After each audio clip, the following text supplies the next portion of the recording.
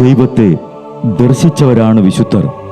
ആ വിശുദ്ധരോടൊപ്പം മാലാഖമാരുമായി സ്വർഗീയ ആനന്ദത്തിൽ ആയിരിക്കുന്ന ഞങ്ങളുടെ വാത്സല്യനിധിയായ അമ്മ ത്രേസ്യാളിൻ്റെയും പ്രിയ സഹോദരങ്ങളായ മണിദാസിൻ്റെയും ബ്രൈറ്റിൻ്റെയും പാവന സ്മരണയ്ക്ക് മുൻപിൽ ബ്രൈറ്റ് ഗ്രൂപ്പ് ഓഫ് അക്കാഡമീസ് പ്രാർത്ഥനാപൂർവം സമർപ്പിക്കുന്നു ഇന്നത്തെ വിശുദ്ധർ.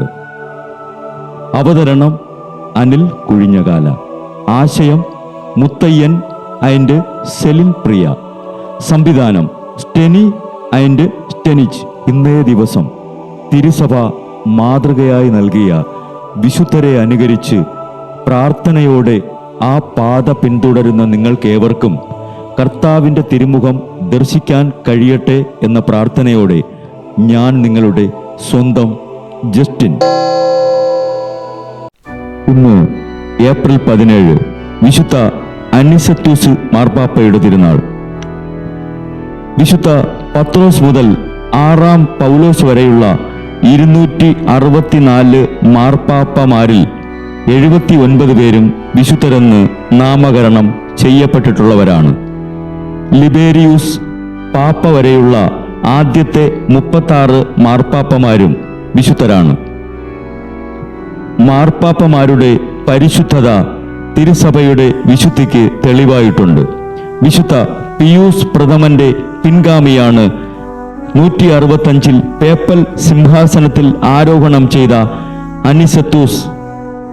മാർപ്പാപ്പയായ ഉടനെ വിശുദ്ധ പോളികാർപ്പിൽ വന്ന് ഏഷ്യൻ രാജ്യങ്ങളിൽ ഉയർപ്പ് ആഘോഷിക്കുന്നത് ഏപ്രിൽ 14 തീയതിയാണെന്നും അത് അംഗീകരിക്കണമെന്നും ആവശ്യപ്പെട്ടു.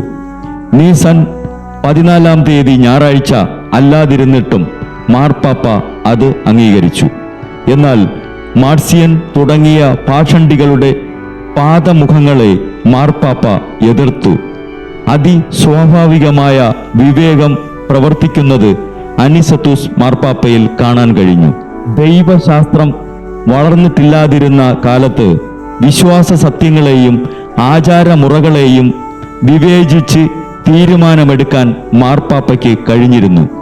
ഇതെല്ലാം പരിശുദ്ധാത്മാവിൻ്റെ സഹായത്താൽ മാത്രമാണ് സാധിച്ചിരുന്നത്. വിശുദ്ധ അനിസത്തൂസ് പാപ്പയെ ഞങ്ങൾക്ക് വേണ്ടി അപേക്ഷിക്കണമേ. ബ്രൈറ്റ് കുടുംബത്തിൽ നിന്നും കർത്താവ് തൻ്റെ മുന്തിരിത്തോപ്പിലേക്ക് വിളിച്ച് പൗരോഹിത്യം നൽകി അനുഗ്രഹിച്ച റവറൻ ഫാദർ ബിൽ ബ്രൈറ്റും സന്യാസത്തിലേക്ക് വിളിച്ച് അനുഗ്രഹിച്ച് മണവാട്ടിയാക്കിയ സിസ്റ്റർ മരിയ ജോസും വിശുദ്ധരെ അനുകരിച്ച് ഇവിടെ ഈ ഭൂമിയിൽ ആത്മാക്കളെ നേടാനായി ഇരുൾ വീണ താഴ്വരയിലൂടെ നടക്കുമ്പോഴും പൈശാചിക ശക്തികൾ വിടാതെ പിന്തുടർന്ന് പീഡിപ്പിക്കുമ്പോഴും മരണം നിഴലായി കൂടെ നടക്കുമ്പോഴും ദിവ്യകാരുണ്യം എപ്പോഴും ആത്മാവിന് കരുത്തേകും പോലെ തിരുവചനമെന്നും പാതയിൽ വിളക്കായി ജ്വലിച്ച് ആ ജ്വാലയിൽ അനേകായിരം ആത്മാക്കളെ നേടിയെടുക്കാൻ സകല വിശുദ്ധരെ, മാലാഖമാരെ ഇവർക്കു വേണ്ടി എപ്പോഴും കർത്താവിനോട് മാധ്യസ്ഥം വഹിച്ച് പ്രാർത്ഥിക്കണമേ. അനുദിന വിശുദ്ധർ നടന്ന വഴിയെ നടക്കുന്ന ഇവർക്ക് പിന്നാലെ കൽപ്പനകൾ പാലിച്ച് കരുത്തോടെ നടക്കുന്ന ഞങ്ങളും ഞങ്ങളുടെ പ്രിയപ്പെട്ടവർക്ക് അരികിലെത്തി നിത്യസൗഭാഗ്യം പങ്കിടാൻ അനുഗ്രഹമരുളണമെന്ന് കർത്താവേ അങ്ങയോട് ഞങ്ങൾ പ്രാർത്ഥിക്കുന്നു.